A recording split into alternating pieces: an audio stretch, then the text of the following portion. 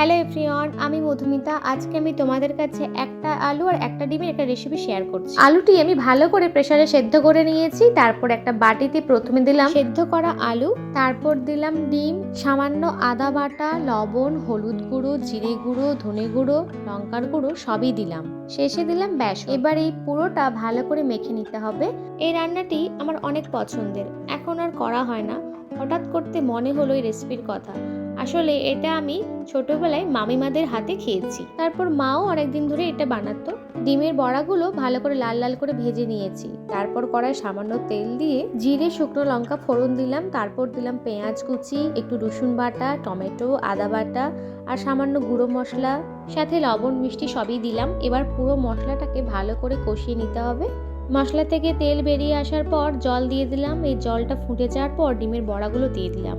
এবার এই কারিটা অল্প ঘন হওয়ার পর নামিয়ে নিয়েছি।